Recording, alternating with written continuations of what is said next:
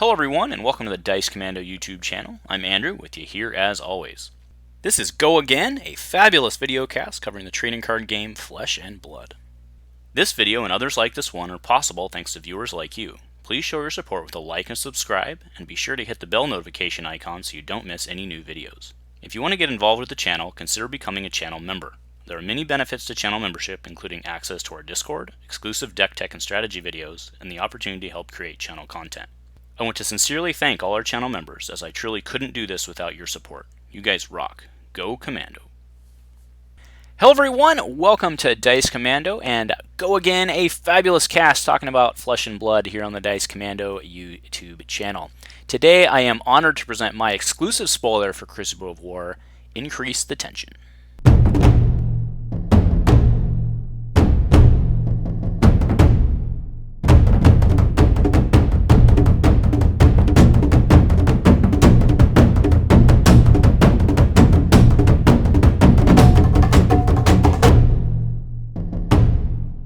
Hey guys, thank you for joining me. I know that there may be some of you who have never seen stuff on the channel before and you're coming here because of the spoiler, and if that's the case, welcome. So here on Dice Commando YouTube channel we cover mini games. Go Again is the cast that is specifically targeted towards talking about Flesh and Blood, as well as IRL gameplay videos when we have the opportunity to do so, which is definitely fewer and farther between these days with the lockdowns.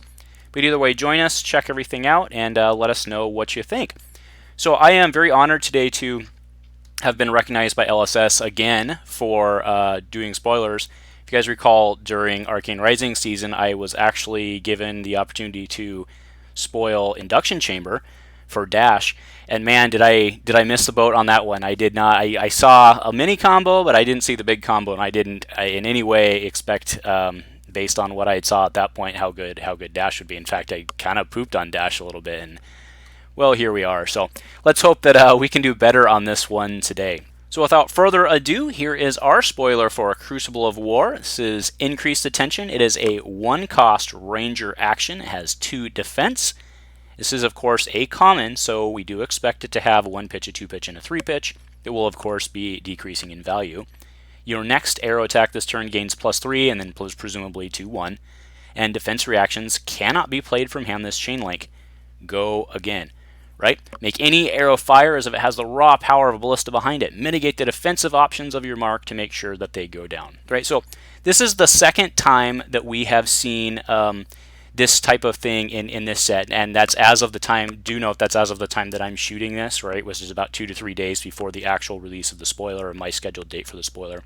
If we do get a couple Ranger cards spoiled before that time, and I assume that there will be others released the same day as this one's being released, then of course keep in mind that, you know, there may be others out there, right? But to date, all that we've seen is Remorseless, which really, I mean, Remorseless is incredible on its own, right? But Remorseless has the same type of mechanic where it limits the defense reactions, right? So this card in and of itself, right, even, again, it's always very hard to do card evaluations in a vacuum when you haven't seen the full set, especially a set like Crucible of War where multiple play paths are being introduced. But I mean, Increase the Tension I think is plug and play into even an existing Ranger deck today, right? You could even make the argument that it could take the Plunder Run slot, right? Because Plunder Run, remember, has to be played from Arsenal, and that's always kind of a bummer with Plunder Run, that you know aren't dropping an arrow in the Arsenal or something like that. So I could very much see the argument here of putting this in that slot. Now the cost differences are different, I grant you that, but they're doing very, very similar things. Very cool here. I'm very excited about this because, like I said, I think it just plug and plays into the current method of how Ranger works, right? Very least gives them more options, right?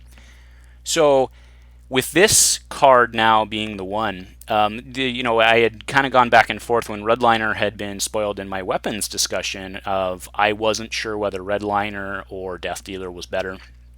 And there are certainly 100% still arguments to be made for both of them. However, I think with this card, I think it works better with Redliner. Because Redliner, remember, is if you have no cards in your arsenal, put an arrow card face up and then go again. Right?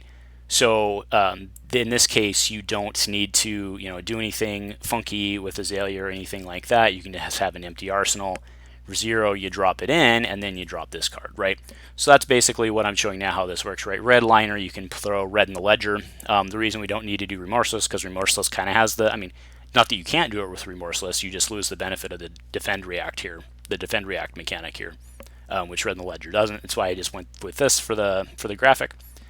But you throw red in the ledger in, and then for a 2 pitch, you throw this down, red in the ledger, you're hitting for 8, and they can't defend react, right? So the most defend cards that we've seen, at least to date, is 3. That means that in order to do a complete block and not take the punch from red in the ledger, they're going to have to drop 3 cards, which is an effective time walk to your opponent, right? Best thing that they're going to do is pitch and swing with their weapon or arsenal something.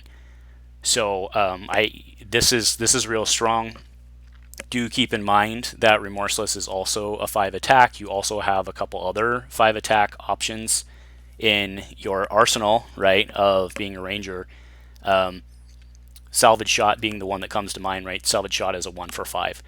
So this is really, really, really good. I know it's a common, and it's always, you know, it's always on the surface. You look at it like, oh, I want to be the guy who gets to spoil the Majestic or whatever. But hey, I'm a functional guy. I like being able to spoil the functional cards that you're going to be playing a lot of, right? As far as this one, do I play the yellow pitch version of this, assuming that it's a 2 attack, which I think would follow? Maybe, maybe not. I think maybe this is just the red pitch version. But what I'm showing now, right, is just kind of a lot of your functional ranger cards as they stand today, right? Take aim, I'm playing red and yellow of that. Take cover, I'm playing red and yellow of that. And then plunder run, I have on there. Maybe you run it, maybe you don't. Searing shot, salvage shot, hamstring shot. Hamstring shot just got a lot more sexy with the new bow. Because that was always kind of, you know, hit or miss with Azalea, right, to get what you needed face up. But being able to reliably put stuff face up, I think hamstring shot just got real good. You could even make an argument for now playing the yellow pitch version of hamstring shot. Like, I think you could certainly do that as well. So, and then, you know, red in the ledger, endless arrow, increased tension, remorseless. Those are both auto adds as I see it. And then, you know, the other deck building stuff, right? But this definitely fits itself right into what I would consider to be the core mechanics of Ranger.